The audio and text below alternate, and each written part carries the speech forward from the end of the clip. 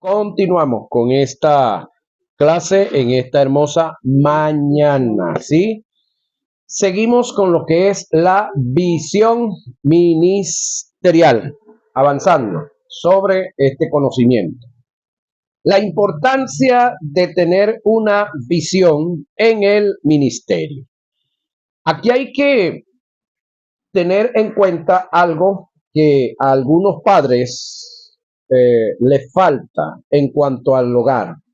¿Cuál es? Entender que los hijos que tienen, ellos los engendraron, ¿sí? Pero ellos no determinaron que esos hijos nacieran.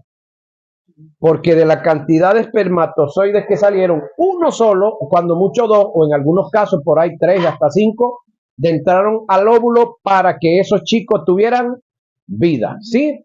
Pero en cuanto a la existencia de esa vida, nosotros como padres no tenemos capacidad ni posibilidad de hacer y decidir. Sin embargo, cada uno de nuestros hijos e hijas vienen a cumplir una función en esta tierra.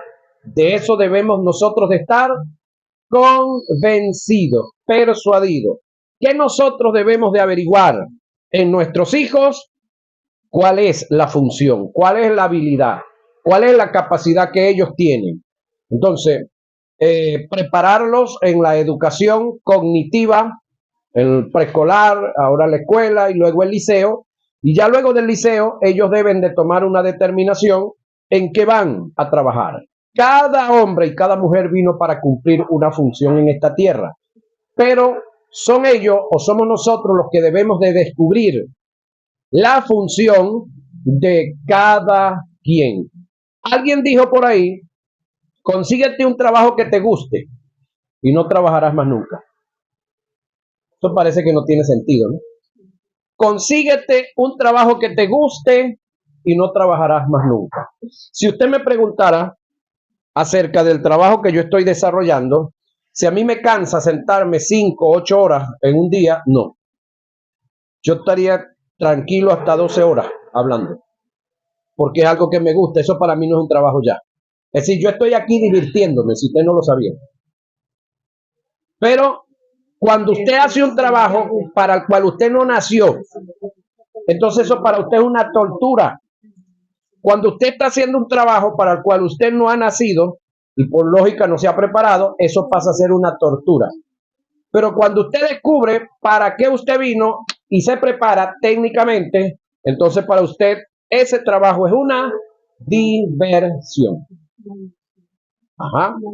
Si eso pasa en el mundo natural, en el mundo físico, en el mundo espiritual, lo mismo, igualito.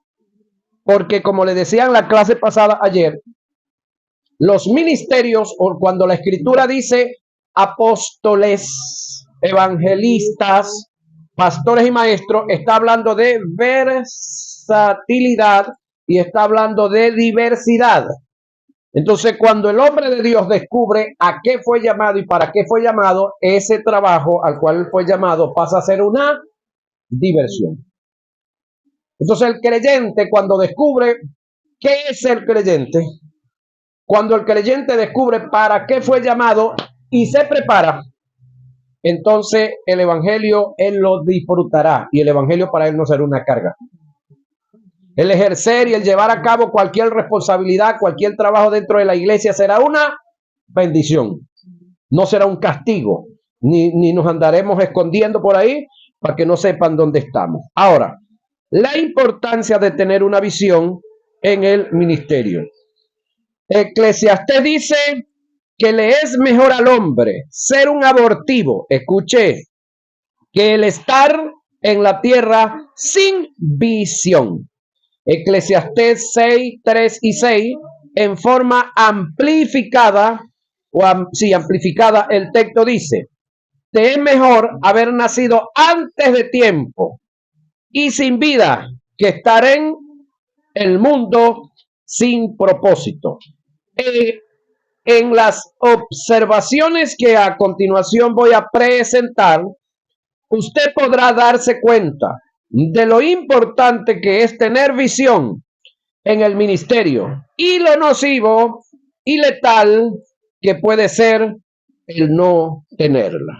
Es decir, cuando nosotros estamos en la iglesia y en el ministerio y estamos seguros a qué Dios nos llamó y nos hemos preparado y estamos haciendo el trabajo que Dios nos llamó a hacer, nosotros pasamos al nivel de Pablo, cuando Pablo dice que él, si Cristo venía y se lo llevaba, para él era bien. Pero si Cristo lo dejaba trabajando aquí y llevando a cabo el trabajo de la evangelización y el fortalecimiento y la enseñanza a la iglesia, para él también era bien. Que él se encontraba en una posición que para él le daba lo mismo si Cristo venía o no venía. Entonces, ¿será que eso lo podemos decir nosotros tranquilamente? ¿O nosotros somos los que estamos diciendo, por fin, ¿cuándo vendrá Cristo? Es decir, que la salida de nosotros de la tierra la vemos como un escapismo, como un huir de las garras de Maduro, de las garras de Trump, de las garras de todos los políticos y del otro, el de la harina pan. Entonces, aunque nosotros sencillamente podemos decir confiado que para nosotros el vivir es Cristo y el morir es ganancia. ¿Será que nosotros estamos en esa posición? Ok. Alguien dijo, refiriéndose al valor de la visión, que no importa, oiga, cuánto dinero tenga un individuo si carece de visión. Es el más pobre del mundo, ya que su vida no tiene sentido. Oigan esta expresión. Alguien dijo, refiriéndose al valor de la visión, que no importa cuánto dinero tenga un individuo si carece de visión. Es el más pobre del mundo, así tenga todo el dinero, ya que su vida no tiene sentido. Una misión y una visión se pueden desarrollar y alcanzar, oiga, con dinero, pero no se compra con dinero. Si solo vives de tu dinero y no tienes visión, eres la persona más pobre en el mundo, porque sin visión solo se consume. La visión te lleva a ser productivo. Importante esto. El valor de la visión es tan significante que una persona con visión es más grande que las fuerzas pasivas de 99 que solo están interesadas en hacer o llegar a ser alguien. La mayoría de las personas tienen interés en su destino, pero no son gente realizada por no tener motivos que los impulsen porque no tienen visión. El don más grande que Dios le pudo dar a un individuo para visualizar las cosas no es la vista, es la visión. La vista es la función de los ojos, pero la visión es la función del corazón.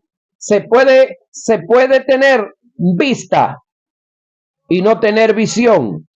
La visión es tan determinante para el éxito de un individuo que solo ella te mantiene viendo aun cuando tengas los ojos cerrados.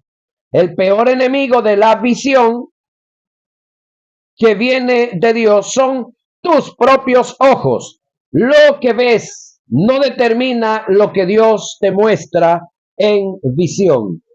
En una ocasión se le preguntó a una mujer invidente llamada Helen Kejen que si había algo peor en este mundo que nacer siendo ciega, a lo cual contestó, sí, nacer con vista y no tener visión.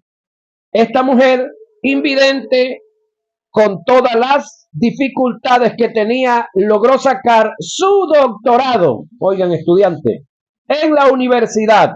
Ella no tenía vista, pero tenía visión. La desgracia más grande para un individuo está en no sentirse realizado en la vida. Y de la única forma que un individuo se sienta realizado es que haya alcanzado propósitos y proyectos que indica una visión. Si no hay visión, de más está en el ministerio y por demás se vive también. En la introducción de la guía decíamos que la fuerza y la intensidad con que logremos llevar a cabo un ministerio está en proporción directa con la visión que se ha recibido. Una persona con visión es más fuerte y más poderosa que 99 que emprenden algo sin visión. No hay visión, no hay verdades. Perdón, si no hay visión, no hay verdadero motivo que nos comprometa a desarrollar con éxito el ministerio. El éxito en un ministro está en alcanzar el objetivo de dicho ministerio, que vendría siendo la visión. Donde hay visión, no hay lugar para la elección. Una persona con visión sabe cuál es su decisión y que no tiene opción para elegir entre otra cosa, porque la visión tiene una característica tan importante que por ende te va a demarcar un horizonte muy definido que te llevará a alcanzar un objetivo. Por esta causa, una persona que haya recibido de Dios la visión sabe y debe estar claro que su única opción es la visión. Donde no hay visión, no hay abstinencia. La abstinencia relativa a la visión es el poder que se tiene de privarse de todo aquello que nos desvía y nos saca del curso para lo cual fuimos escogidos. Cuando no tienes visión, lo que te ofrecen lo haces. Por esta causa, cuando el visionario, oigan esto, señoras y señores, cuando el visionario cuida la visión lo cuida a él. La visión de Dios es en un hombre es tan determinante que la visión que viene del creador de la vida preserva la vida de los hombres hasta que Dios no termine lo que se propuso hacer en el hombre que le dio la visión. Por ningún motivo puede morir.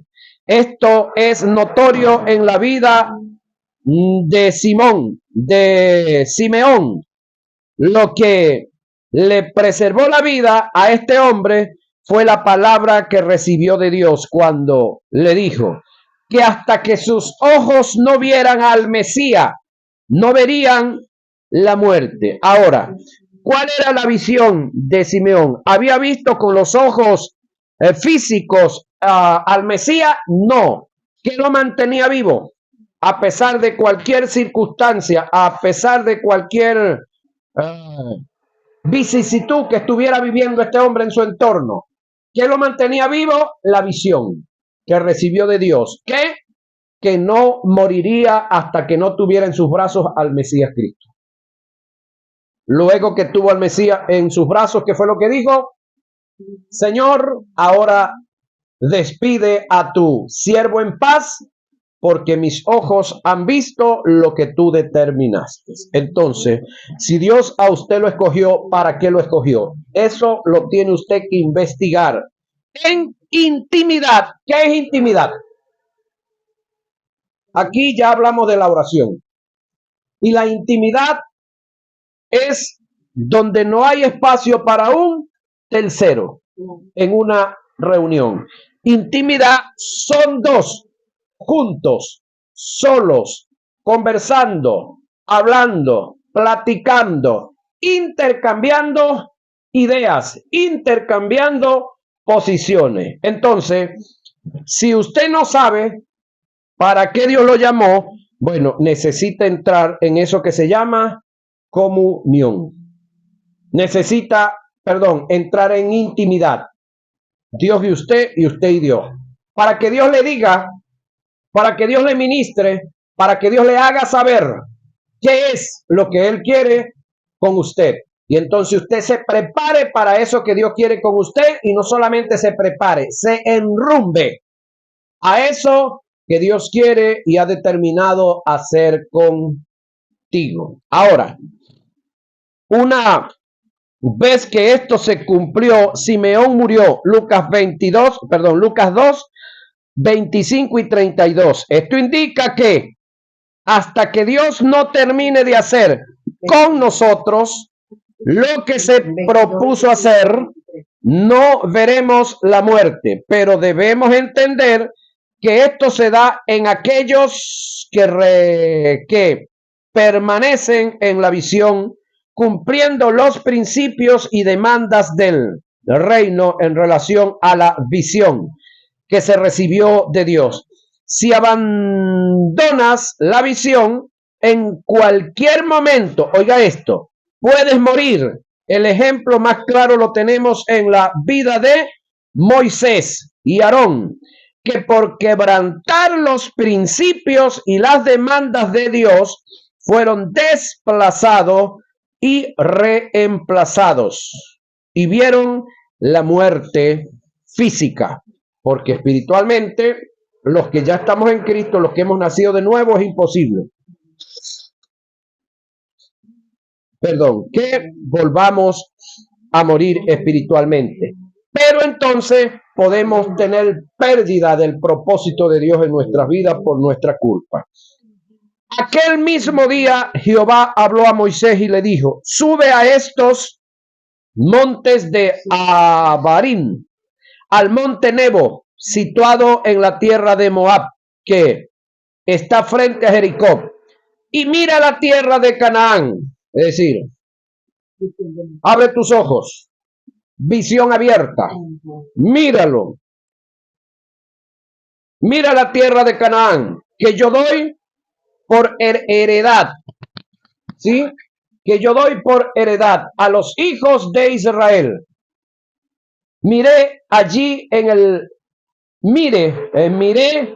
allí en el monte, el cual, mira allí en el monte al cual subes, y te reunirás a tu pueblo, así como murió Aarón, tu hermano, en el monte Hor, y se reunió a su pueblo, por cuanto pecaste contra mí en medio de los hijos de Israel, en las aguas de Meriba, en Cades, en el desierto de Sin, porque no me santificaste en medio de los hijos de Israel.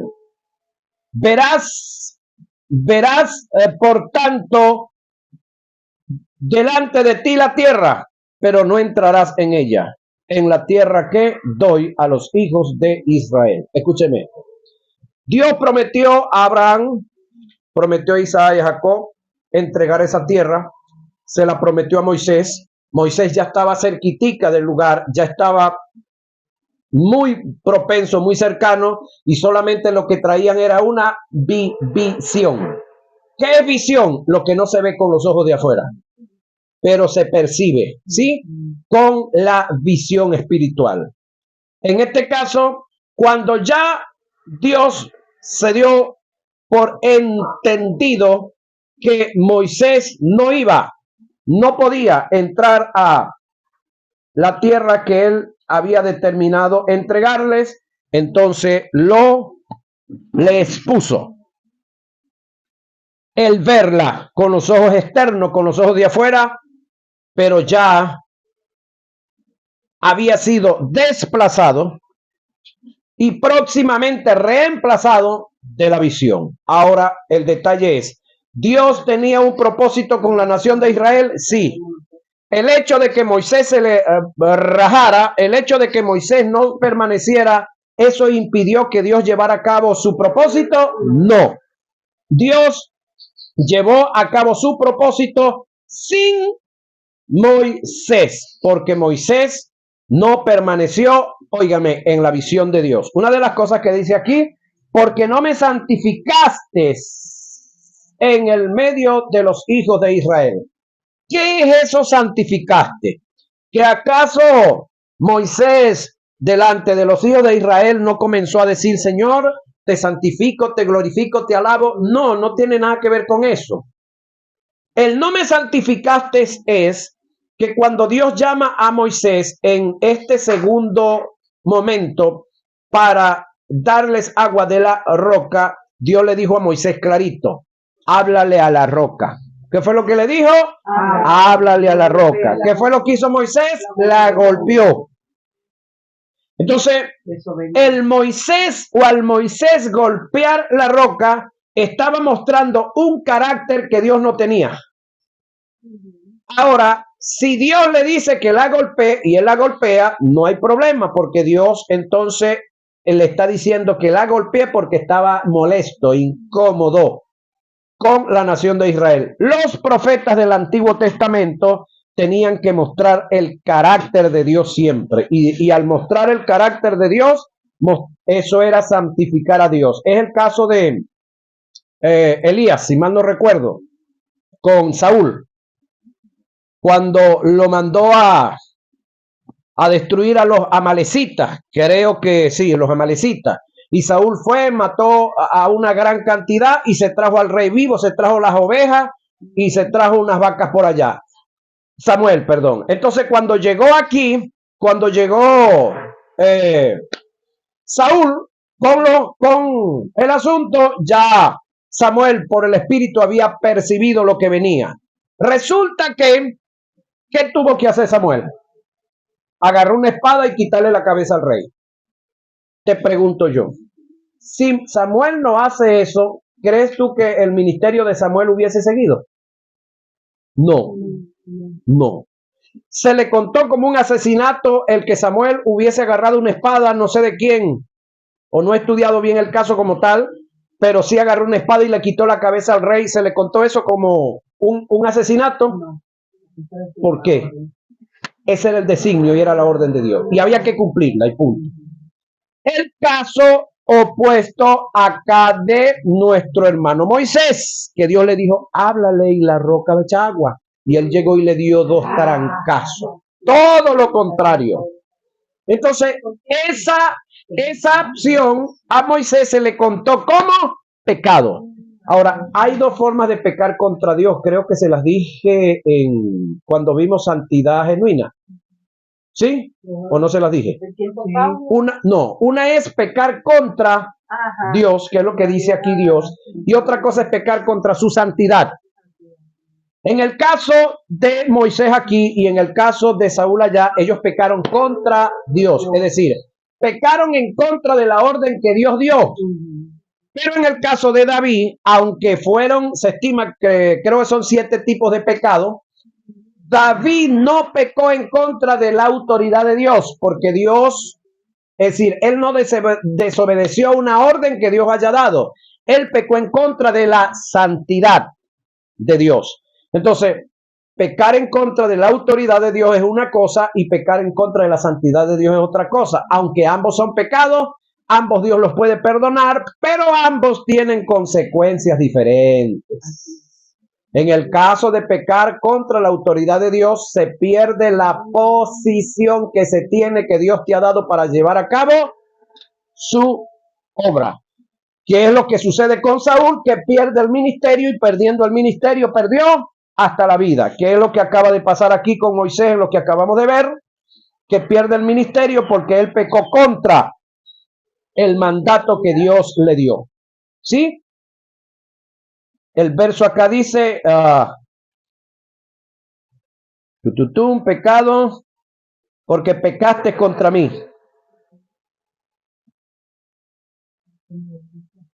Pecó contra, es decir, él pecó contra la autoridad de Dios.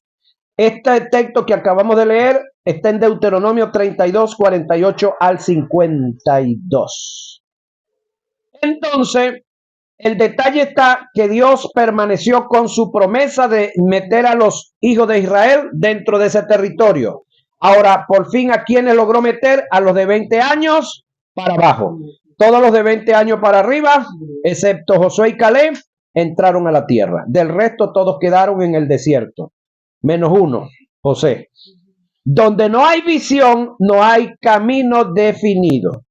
Es como que yo me consigo por allá por la avenida a Soraya y le pregunto, Soraya, ¿por dónde vas? Para cualquier lado, pastor. Ah, bueno, cualquier camino te sirve. ¿Sí? ¿Para dónde vas? Para cualquier lado, cualquier camino te sirve. Ah, pero si tú me dices, no, que yo voy para Humocaro. Ah, bueno, el camino por Humocaro es para allá y la parada está allá, porque hay una definición. ¿Estamos claros? Amén.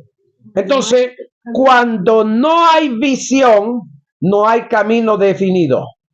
Y el que no tiene camino definido anda, como se dice aquí en Lara, de realengo. Ajá, cuando no hay visión, no hay camino definido. En Juan 14:5 encontramos un ejemplo claro de lo que acabamos de hacer, referencia. Jesús le dice a sus discípulos en una forma afirmativa, ¿sabéis a dónde voy? Algo definido. ¿Y sabéis el camino? Tomás expresó en una forma interrogante y razonable, Señor, no sabemos a dónde vas, ¿cómo pues podemos saber el camino? Es decir, Señor, muéstranos a dónde vas y conoceremos el camino. Jesús inmediatamente en la respuesta que les da a sus discípulos les mostró al Padre como la meta y se mostró Él como el camino. Observando con precisión el pasaje podemos entender una gran verdad, que sin una meta no hay camino definido. Tomás le dijo a Jesús, muéstranos a dónde vas y conoceremos el camino. Esto indica que un individuo que tenga la intención de salir pero sin tener una meta, un destino o un punto de llegada, nunca tendrá un camino definido. Cualquier camino le sirve. Alguien dijo que lo importante no es tener un punto de salida, sino tener un punto de llegada. Un ministro debe estar seguro hacia dónde se dirige, cuál es su rumbo y estando claro en esto, tener una dirección precisa para así poder dirigir a otros. Jesús en Juan 8:14 dijo, yo sé de dónde vengo y sé a dónde voy. Esta debe ser la percepción de un ministro, por lo menos saber a dónde va o hacia dónde se dirige. De no ser así, sería un nómada ambulante, un ente sin destino. Donde no hay visión, las cosas se hacen al azar, atentas, a la aventura, sin objetividad. Estar en el ministerio sin visión es como tirar golpes al aire. Dios no quiere personas que estén en el ministerio o en la vida trabajando a la aventura. Él quiere personas con, objetividad, con precisión, claros y seguros de lo que están haciendo y a lo que fueron llamados. Pablo en Filipenses 3:14 dijo, prosigo a la meta, al premio del supremo llamamiento. Proseguir, este término del griego indica, seguir con intensidad, en una forma presurosa, sin desviar el rumbo. El proseguir tiene que ver con el avanzar en las direcciones que el Espíritu Santo nos da para alcanzar un objetivo. La meta es el propósito relativo a la visión. El premio es el galardón. El supremo llamamiento viene siendo el ministerio. Pablo estaba claro del premio que iba a recibir, del llamado que había recibido, de la meta, visión que debía alcanzar y de la misión que debía desarrollar. Todo ministro debe estar claro en estos 4 factores que son determinantes en la carrera ministerial. De no ser así, estás como un barco sin timón, sin rumbo fijo, a la deriva. Vives en total perplejidad. Y así no se dirige un pueblo. Un ministro sin visión es un ministro sin futuro, sin porvenir. Vulgarmente, un vago, un delincuente. ¿Sí? Dios no llama a vagos al ministerio, ni llama a la vagancia. Dios es un Dios de propósitos. Él trabaja con objetividad. En una ocasión Jesús dijo, hasta ahora yo trabajo y mi Padre trabaja. Juan 5:17. Tenemos como experiencia y testimonio bíblico que siempre que Dios llamó a alguien al ministerio, estaba en sus ocupaciones. Es decir, estaban trabajando y lo llamaron para trabajar. Cuando Dios llamó a Moisés, Elías, Eliseo, David, Samuel, Aarón, Abraham, Josué, Pedro, Andrés, Mateo, Pablo, entre otros, todos ellos estaban trabajando porque Dios nos llama, oiga, ni a vagos al ministerio, ni a estar en la vagancia en el ministerio y tampoco en la vivencia dentro de la iglesia. Yo soy de los que creo que una persona que haya sido un vago, negligente e irresponsable en lo secular, así será en lo espiritual, por causa de tener un carácter formado en la vagancia. Como maestro lo afirmo y categóricamente sin vacilar, que así de vago como es el ministro, así serán la iglesia o quien lo sigue. Una iglesia que esté siendo dirigida por un hombre que no tenga visión, entra en el terreno de la vagancia, de la rutina, del cansancio espiritual, del aburrimiento, del descuido, el abandono hasta llegar a la destrucción. Este nunca ha sido el propósito de Dios. Él constituyó ministros capacitándolos de poder, autoridad y señorío, entregándoles una visión que encierra sus propósitos para ser impartida a un pueblo, es decir, su iglesia, y poder así alcanzar uno de sus objetivos primordiales, que es rescatar los valores principales del reino, que es la raza humana. Un hombre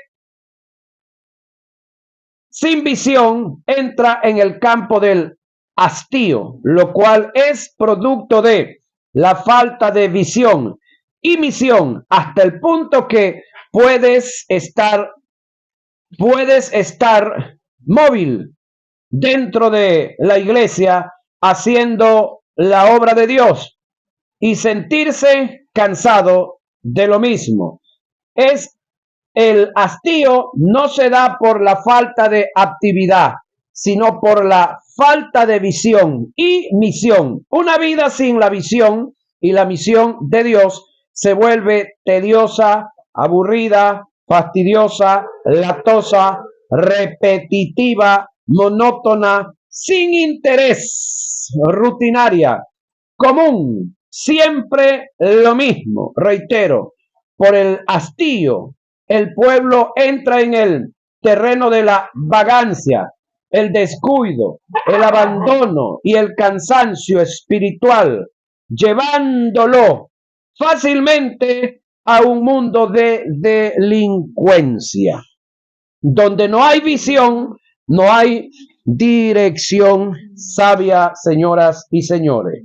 Reitero, donde no hay visión, no hay dirección sabia. Proverbios 11:14 dice, donde no hay dirección sabia, el pueblo perece, cae, se destruye. En lo personal, creo y con toda seguridad lo afirmo. Cuando no se tiene visión, solo se vive del pasado. ¿Sí? Yo era, yo hice. ¿Sí? Puro hablar del pasado. Porque no hay visión. Se vive del pasado junto con las desilusiones y fracasos del presente. Por lo tanto, la visión es la clave para tener éxito en el futuro. Proverbios 29:18 dice, sin profecía el pueblo se desenfrena. El camino que se el término, que se utilizó del hebreo para hacer referencia a la profecía es chazón, que también se utiliza para referirse a la visión. Debemos tomar en cuenta que Dios nunca ha colocado la visión sobre el pueblo. Él la coloca sobre el líder que consagró al ministerio. Por esta causa es tan nocivo, oiga, que en un pueblo no haya líder donde colocar la visión, como el que haya líder sin visión. Cuando Dios llama a Moisés, puso la visión en él para dirigir al pueblo. Cuando Moisés muere, la visión fue colocada en Josué 1:1 al 9. Pero cuando Josué muere, no hubo líder en quien Dios colocar la visión. Esto trajo como resultado que todo el pueblo se desenfrenó y se rebelaron en contra de Dios e hicieron sus propósitos porque no había visión. Dios tuvo que levantar jueces para colocar en ellos la visión y poder dirigir a su pueblo bajo sus propósitos. Con todo y eso, los israelitas no querían someterse a los jueces y le costó a Dios en gran manera para que el pueblo pudiese entrar en la visión. Porque donde no hay visión, un pueblo se desenfrena. Tenemos el ejemplo claro de la iglesia de los Corintios, que por falta de visión reinó la anarquía, la división, la confusión y el desorden, tanto moral como espiritual. Según Hechos 18:7-11, Pablo estuvo con los Corintios 18 meses mientras fundaba la iglesia, yéndose y dejando a Apolo encargado. Hechos 19:1. Luego Apolo se negó a quedarse. Primera a Corintios 16:12. Por lo cual Pedro estuvo pastoreando por un tiempo. Primera a Corintios 1:12. Pero ninguno de los líderes que estuvieron en Corintios lo hicieron en una forma definida y concreta, sino en forma parcial y ocasional. La iglesia era dirigida por cartas que el apóstol Pablo escribía debido a las informaciones que la iglesia de Corintio en sus cartas enviaba a Pablo, por información que el apóstol recibía de Estéfanas, Fortunato, Acaico y los de Cloe. Primera a Corintios 1:11, 7:11 y 16:7. Ahora fíjate el caso de los corintios. Unos decían, yo soy de Cefa, Pedro. Yo soy de Pablo. Yo soy de Apolo. Y hay una versión, o la versión nos muestra que otros decían, yo soy de Cristo, pero no era de Cristo. Más abajo usted sigue leyendo y se va a conseguir que ahí había un tal Crispo. El detalle es que el traductor, en vez de haber colocado yo soy de Cristo, perdón, en vez de haber colocado yo soy de Crispo, colocó yo soy de Cristo, pero no es de Cristo, es de Crispo. Otro líder que estuvo al frente de la iglesia. Ese detallazo lo tenemos ahí en esa parte. Ajá, entonces el detalle está que como cada hombre tiene su estilo propio de hacer las cosas, así como cada mujer tiene su estilo propio de hacer las cosas, que eso es lo que lleva a que en una casa haya embrollo entre la suegra y la yerna. No es que las suegras sean malas, no. Es que donde hay una visión, esa visión por naturaleza se expone y hasta cierto punto se impone. Eso es natural. Entonces, cuando alguien se casa y entonces está en la chica para la casa, que no es bíblico, no es correcto, entonces hay lío en la casa. Por eso es que en una iglesia, en una congregación, no hay espacio para dos pastores del mismo ministerio. O es uno o es el otro. Va a haber brollo. Un hogar no está compuesto por dos mujeres y un hombre o por dos hombres y una mujer. Eso es imposible. Vamos a ser claros. Entonces, en un hogar, en una iglesia pueden estar los 5 ministerios, sí, pero cada uno ocupado de su área. El apóstol como apóstol haciendo su trabajo, el profeta como profeta haciendo su trabajo, el evangelista como evangelista haciendo su trabajo, el maestro como maestro haciendo su trabajo y el pastor como pastor haciendo su trabajo. Uno de los problemas que tenemos aquí en Venezuela es que la iglesia de Venezuela es pastoriti. Aquí se reconoce nada más a los pastores. Y hay otros ahora por ahí de avión que ahora llaman el ministerio quíntuple. Es decir, Neira tiene los 5 ministerios. Es decir, no hay chance para más nadie, pues.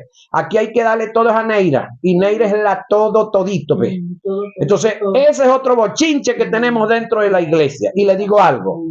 Ningún hombre tiene los 5 ministerios. Ningún hombre tiene ni siquiera 2. Ni siquiera 2. Es bíblico, no como tal. Pero yo he visto a un apóstol Pablo que para iniciar su ministerio tuvo que hacerlas de evangelista o no, porque él se fue a donde habían puros inconversos. Entonces tuvo que ganárselos. Para ganárselos, que tuvo que hacer? Evangelizarlos. Después que los evangelizó, que tuvo que hacer? Pastorearlos. Y de entre todos ellos, aquí tenemos esta iglesia en la que tuvo más tiempo, 18 meses, de entre ellos mismos sacó uno y lo dejó. O de los que andaba con él, dejó uno. Entonces, en este caso, Pablo por su apostolado no se quedó en un solo sitio. El apostolado es lo que ahora lo llaman misionero, o es un itinerante, es alguien que no se siente ahí, no está cómodo. Sin embargo, al llegar, consigue gente, consigue terreno, consigue casa, tiene una gracia especial de Dios. Pero antes de los 2 años la iglesia lo vota, si él no se va. Eso yo lo he visto. Conocí un hombre en Oriente, vi una iglesia con un candado pegado y ya él estaba en otro sitio, tenía local y tenía varias que había fundado. Y él no se daba cuenta. Yo le dije, hermano, creo que tú no eres pastor, creo que tú tienes un llamado apostólico. Ahí tuviste que haber dejado a alguien y seguir. Dios mismo te sacó de ahí porque no te quiere estancado ahí, ese no es tu ministerio. Y así sucesivamente. Pero hay otros que entonces quieren hacer la del apostolado y no hacen nada, porque es que cada quien fue llamado a algo. Entonces yo tengo que descubrir en intimidad con Dios a qué yo fui llamado y ocuparme de ese mi llamado. Porque ahí es donde yo voy a tener éxito. El éxito no es tener carro, casa, plata y todo eso, no. El éxito es estar haciendo lo que Dios te llamó a hacer. Porque de lo que nosotros logremos guardar, acumular o ahorrar aquí en la tierra, nada nos vamos a llevar. Un carro es necesario, pero ahorita para mí hasta cierto punto es un problema, porque no me veo en una bomba de gasolina haciendo cola 2 días, 3 días o cuantos los días que haya que hacer. Yo prefiero andar a pie por ahora, hasta que Dios diga lo contrario, pero tampoco voy a estar en las gasolineras. Prefiero dejarlo guardar en la casa y seguir pasajero. Pero no voy a estar en una gasolinera calándome horas y horas esperando gasolina, no. Eso yo lo hice hace tiempo cuando trabajaba, que había que hacerlo. Cuando trabajaba con carros, quiero decir, porque ahora sigo trabajando y ahora trabajo más. Que algunos no lo vean como trabajo, ese es su problema. De esta forma se dirigió la iglesia de los Corintios. Nunca tuvo un líder al frente y por ende nunca tuvieron una visión clara y precisa de parte de Dios. Estos son ejemplos que nos indican que donde no hay visión, no hay dirección sabia, y donde no hay dirección sabia, el pueblo se desenfrena. Ahora, la iglesia a los Corintios es la iglesia que Pablo le escribe más cartas. ¿Por qué les escribe más cartas? ¿Porque los amaba más? No. Porque es donde habían más líos, es donde habían más problemas, porque las cartas que le hacía era para corregir, para perfeccionar, porque como no estaba él personal, no había un pastor personal, entonces Pablo tenía que hacer las cosas por escrito, porque había lo que se conoce en algunas iglesias, una junta pastoral. Es decir, ninguno es pastor, hay varios que están al frente, pero ninguno tenía la dirección. Me imagino que hacían las cosas a votación. Tenía una idea Neida y los demás la lanzaban en la reunión, entonces los demás votaban. Si esa idea era la más votada, la lanzaban, que eso no es lo que se debía hacer. ¿Sí? La visión es tan importante que ella determina la vida y el destino de los hombres. Muy importante esto. La visión es tan importante, tan necesaria que ella define, ¿qué es lo que define? La vida. Define, la visión es tan importante que ella determina o define la vida y el destino de los hombres. El visionario debe entender que la visión es la misma vida, ya que es el sentido de ella,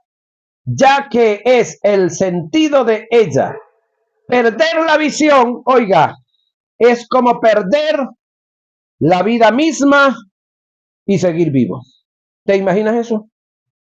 Perder la vida y seguir vivo. Ajá. Perder la visión es como perder la vida